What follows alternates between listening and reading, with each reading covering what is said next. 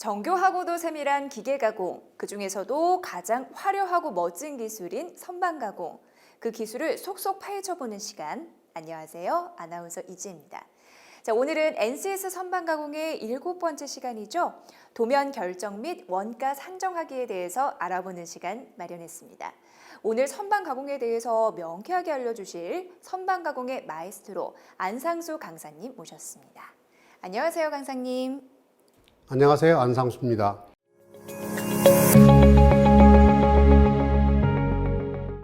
강사님, 도면을 결정해야 된다는 건 어떤 말로 이해해야 될까요?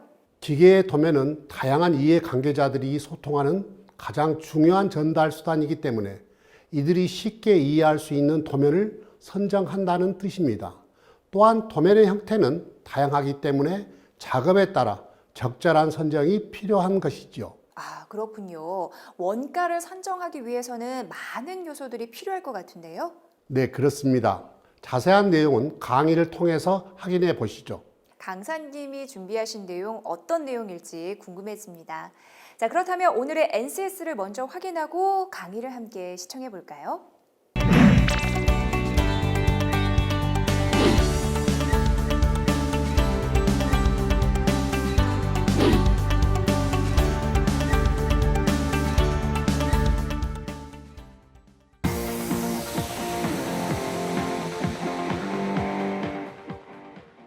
기계 제품 도면은 다양한 분야의 이해관계자들이 소통하는 가장 중요한 전달 수단으로 각 이해관계자들은 다음과 같은 사항을 주의해야 합니다. 첫 번째로 고객입니다. 고객은 사용 목적과 용도와 설치 장소, 비용에 따라 다양한 요구 조건을 제시합니다. 개발 기업은 고객이 요구하는 도면, 사양서, 샘플 등을 관련 부서와 검토하여 상세하게 검토한 내용을 고객에게 제안하는데 고객은 도면을 보고 그 기계가 자기의 용도와 목적에 작업한지를 판단합니다. 또한 판단 결과에 따라 발주한 후에는 제품의 납품 및 설치에 앞서 조립도 및 설치도 등의 다양한 도면을 요구하고 제품이 인도된 후에도 조작, 점검, 보수, 수리, 개조 등을 위해 도면을 필요로 하게 됩니다. 자재 담당자는 기계류를 생산하기 위해서는 재료나 여러 가지 자재를 준비해야 되는데 무엇을 얼마만큼 준비해야 하는가는 도면을 보아야만 판단할 수 있습니다. 다음은 공정 담당자입니다. 공정 담당자의 일은 단순하지 않을 뿐더러 가령 다음의 것을 판단하기 위해서는 도면이 필요합니다. 목형, 지구, 특수 공구 등은 기존의 것으로 사용할 수 있는가? 그렇지 않으면 새롭게 구입 또는 제작해야 하는가? 가공 작업은 예주로 해야 하는가? 어떤 물품의 어느 부분의 가공을 언제, 누구에게 시킬 것인가? 그렇게 하는 데는 얼마만큼의 시간을 고려하여야 하는가 등에 대한 사항을 검토해야 경제성을 고려하는 공정을 운영할 수 있습니다. 다음은 현장 작업자입니다.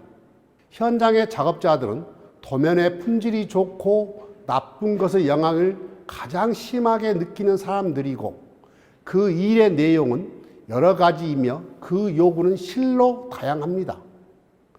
또한 때로는 어느 현장에서의 요구와 다른 현장으로부터의 요구가 전혀 모순되는 경우도 있습니다.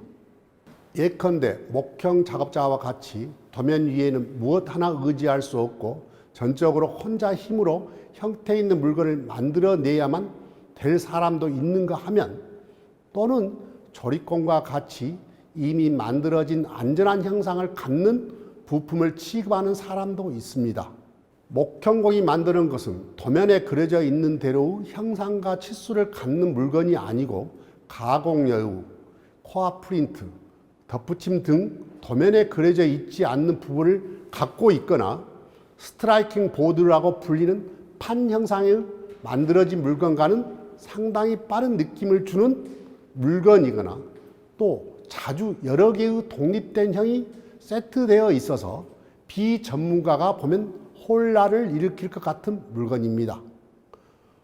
또 조립공예에는 장기의 고단자와 같이 앞을 내다보고 복잡한 순서를 생각하고 예가 수술을 하는 의사처럼 세심한 주의를 기울여 조정을 해야만 하는 경우도 있습니다. 이들의 작업은 어느 것이나 도면을 숙독하여 해독한 다음이 아니면 실행할 수 없습니다. 말할 것도 없이 목형공과 조립공이 이 그룹의 전부가 아니라 주조작업자, 판금작업자, 재간작업자, 용접작업자, 선반작업자, 밀링작업자, 다듬질작업자 등등 모든 것이 이에 속하고 각각 도면에 대한 잡다한 요구를 갖고 있는 것입니다. 그 각각에 대해서 제작, 공정도를 작성하면 모든 요구를 채울 수 있을지는 모르지만 도저히 거기까지는 영향이 미치지 못합니다. 대체로 한 개의 부품에 대해서는 오직 한 장의 도면으로 그들의 요구와의 어긋나는 점을 최소한으로 억제해야만 합니다. 다음은 검사 담당자입니다. 공장에서 가공되는 제품은 검사 담당자에게 여러 단계에서 검사되는 것이 보통이지만 그때 내려지는 양부의 판정은 도면에 따라야 됩니다. 다음은 서비스 엔지니어입니다. 제품에 관한 애프터 서비스는 보수, 점검, 수리를 포함하는 경우가 많으나 이들 작업에 있어서도 도면은 매우 중요한 역할을 합니다. 이제 요구사항에 관련한 내용을 말씀드리겠습니다. 기계 부품은 인정시험과 실증의 한 형태로 요구되는 문서로서 하드웨어인 측면과 소프트웨어, 서비스 또는 가공된 소재에 이르진 간에 제품의 안정성과 성능은 실제 사용 환경의 모든 범위를 대표할 수 있는 조건 하에서 검증되어야 합니다. 이는 대체 계산 및 입증된 기존 제품과의 비교가 선행되어야 하고 적절한 방법과 수단으로 검토되어져야 하는 중요한 내용입니다. 규정된 요구사항에는 품질 요구사항, 사회 요구사항 등과 같이 이해관계자의 요구에 따라 다양하게 있는데 품질 요구사항은 시스템 요구사항, 고객 요구사항, 제품 인증 규격 요구사항, 공급자가 명시한 요구사항 등으로 분류할 수 있고 사회적 요구사항은 법, 규칙, 법령 등과 같은 의무사항과 환경보호, 보건, 안전, 보안 등이 명시된 고려사항으로 분류할 수 있습니다.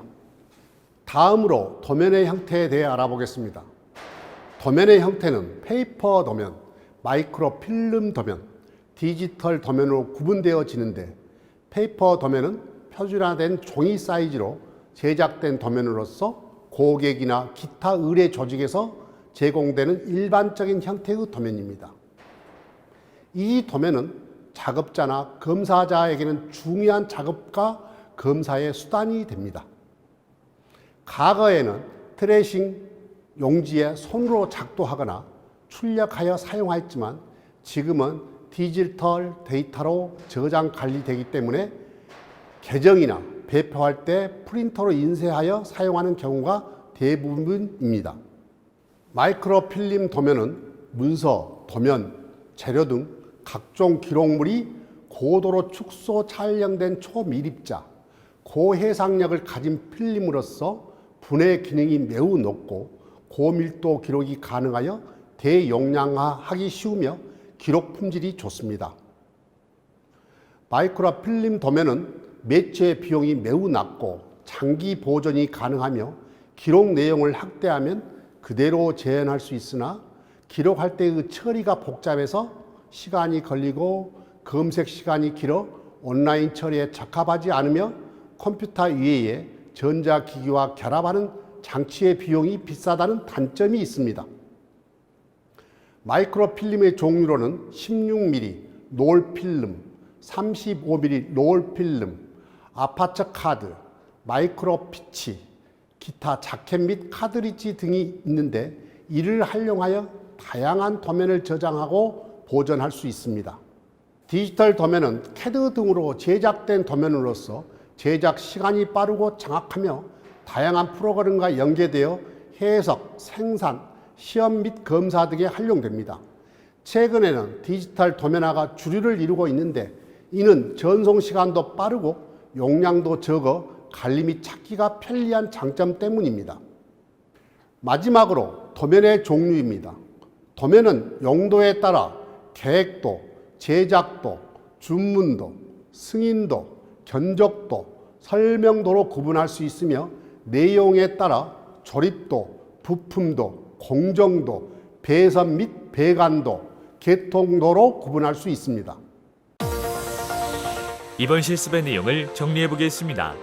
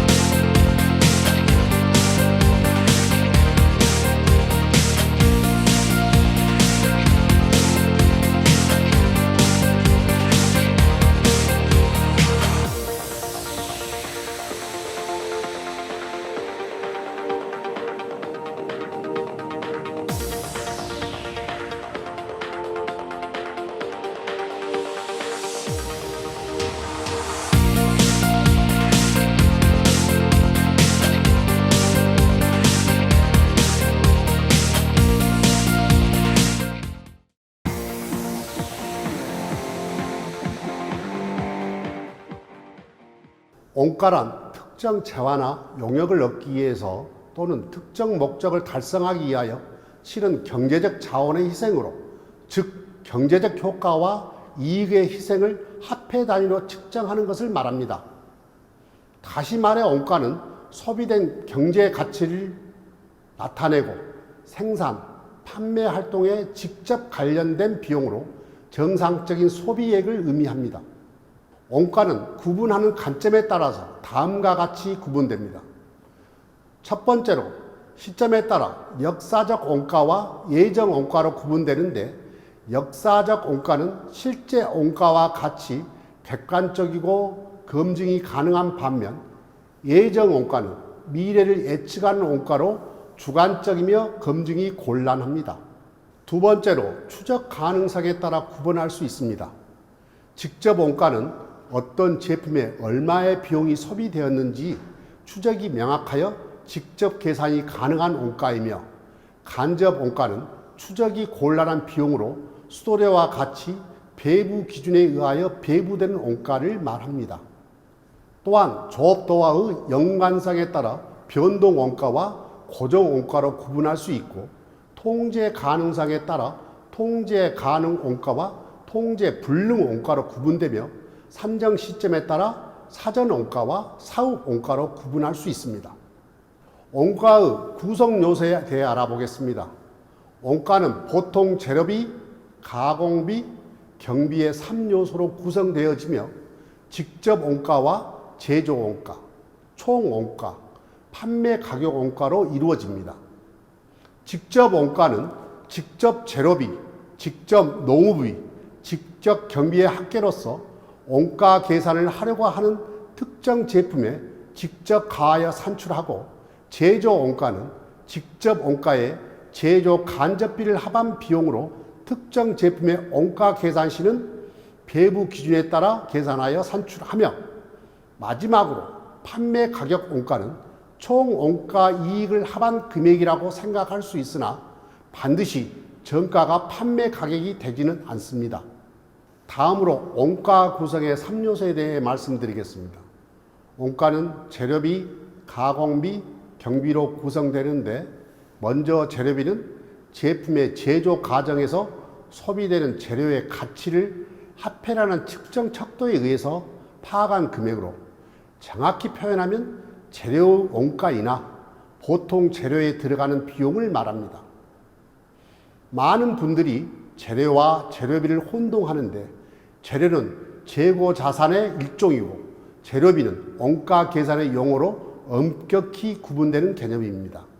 직접 재료비와 원단위 산정 방법에 대해 알아보겠습니다. 직접 재료비는 재료의 원단위에 단위당 가격을 곱하여 계산합니다. 또한 재료의 원단위라 함은 일정한 단위의 제품을 생산하는데 소요되는 생산 요소의 물량을 말하는데, 재료의 원단위 계산은 일정 단위당 제품의 제조에 소요되는 재료 소요량을 산출하는 것입니다. 이 원단위에서 정밀량의 손실률, 불량률 및 실효율을 포함하며 그 산식은 원단위는 정밀량 곱하기 1 플러스 손실률 곱하기 1 플러스 불량률 플러스 실효율과 같습니다. 이 계산식은 소재 비용부터 조립 가공에 이르는 공정을 거쳐 안제품을 생산하는 경우에 적용합니다. 일반 물자 원가 계산 시에는 정상적으로 발생하는 손실률과 불량률만 가산할 수 있도록 되어 있으므로 실효율을 부인하여야 한다는 점에 주의해야 합니다. 다음으로 가공비에 대해 알아보겠습니다. 가공비란 제품을 제작 가공하는 데 들어가는 비용으로 노무비와 기계 가공 공수의 곱의 값과 경비의 합으로 나타낸 화폐 단위입니다. 여기에서 노무비란 제조 과정에서 소비되는 노동력의 가치를 화폐라는 측정 척도에 의해 계산한 것으로 기본급여, 상여금, 각종 보험 및 연금, 휴가 수당 등이 있습니다. 또한 가공 공수란 사람이나 기계가 할 수 있는 또는 한 일의 양을 수치로 표시한 것으로서 가감 승제의 처리가 가능한 것으로서 한 사람이 작업했을 때 걸리는 시간입니다. 한 사람이 1시간 작업량을 맨 아워, 한 대의 기계가 1시간 작업량을 머신 아워라 할 때 작업자 4명이 4시간 동안 제품을 만들었다면 그 제품을 만드는 데 작업량은 4인 곱하기 4시간, 즉 16 맨 아워입니다. 다음은 경비에 관해 말씀드리겠습니다. 경비는 제품의 제조를 위하여 소비된 제조 원가 중 재료비, 노무비를 제한 원가를 말하며 기업의 유지를 위한 관리 활동 부분에서 발생하는 일반 관리비와 구분됩니다. 또한 경비는 당해 계약 목적물 제조 기간의 소요량을 측정하거나 원가 계산에 의한 예정 가격 작성 준칙 제35조의 규정에 의한 원가 계산 자료나 계약서, 영수주 등을 근거로 하여 산정하는데, 경비의 구성 계산식은 일반 경비와 일반 관리비를 더하여 계산합니다. 제조 원가 계산 시 적용되는 일반 경비의 세비목은 전력비, 수도 강열비, 운반비, 감가상각비, 수리수선비, 특허권 사용료, 기술료, 연구개발비, 시연검사비, 지급임차료, 보험료, 복리후생비, 보관비, 예주가공비 등이 있으며, 이 중에서 감가상각비와 수리수선비 그리고 시험검사비는 제조원가 계산 시에만 적용되는 비목입니다. 일반 관리비는 기업 유지를 위한 관리활동 부분에서 발생하는 재비용으로서 제조 원가에 속하지 아니하는 모든 영업비용 중 판매비 등을 제외한 임원 급료, 사무실 직원의 급료, 재수당, 퇴직급여 충당금, 복리후생비, 여비교통, 통신비, 수도강열비, 세금 가공가, 지급 임차료, 감가상각비, 운반비, 차량비, 경상시험 연구개발비, 보험료 등을 말하며 기업 손익계산서를 기준으로 하여 산정합니다. 제조 부분 일반 관리 비율은 음식료품의 제조 구매 업종은 14%, 섬유, 의복, 가죽 제품의 제조 구매 업종은 8%, 나무 및 나무 제품의 제조 구매 업종은 9%, 종이 및 인쇄 출판물의 제조 구매는 14%, 비금속 강물 제품의 제조 구매는 12%, 제1차 금속 제품의 제조 구매는 6%, 조립 금속 제품, 기계, 장비의 제조 구매는 7%, 기타 물품의 제조 구매는 11%를 적용하며 이 비율을 초과하여 계산할 수 없습니다. 다음으로 제조 경비 분류에 대해 살펴보겠습니다.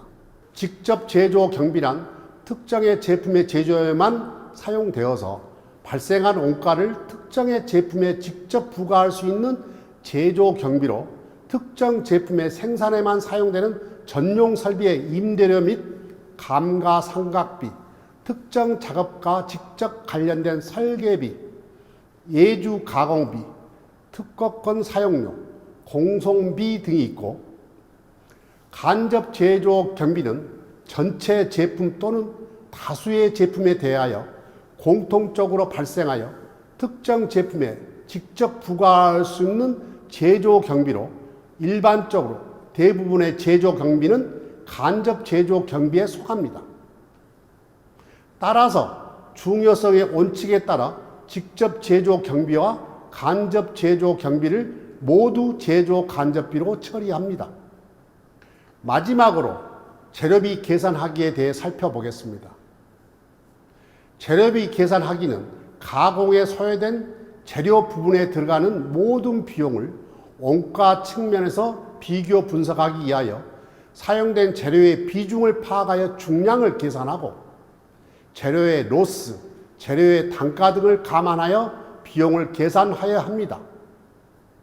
재료의 중량은 사용 재료의 비중에 최적을 곱하여 계산하는데 이때 단위를 센티미터로 대입하면 중량의 단위는 g이 되고 미터 단위로 대입하면 중량 단위는 톤이 됩니다. 이번 실습의 내용을 정리해 보겠습니다.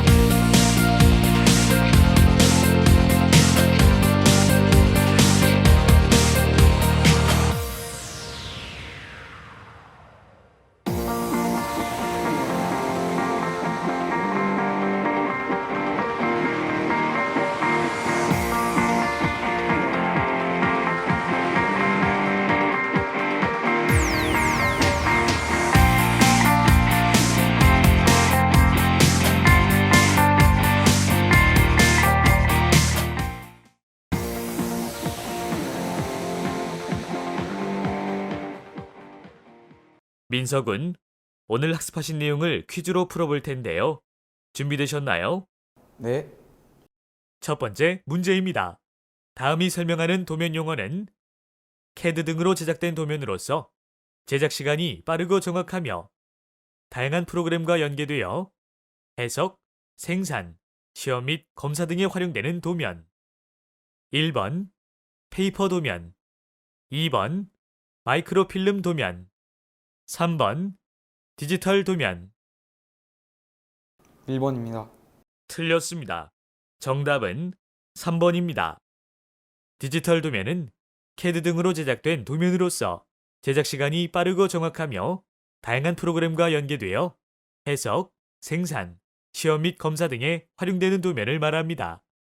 다음 문제입니다. 취득 원가 500만 원, 잔존가액 20만 원, 내용 연수 5년에 기계장치의 감가상각액을 정액법으로 구하면 1번 30만 원, 2번 36만 원, 3번 10만 원. 3번입니다. 틀렸습니다. 정답은 2번입니다. 감가상각비는 5년분에 200만 원 마이너스 20만 원으로 계산하면 36만 원이 됩니다.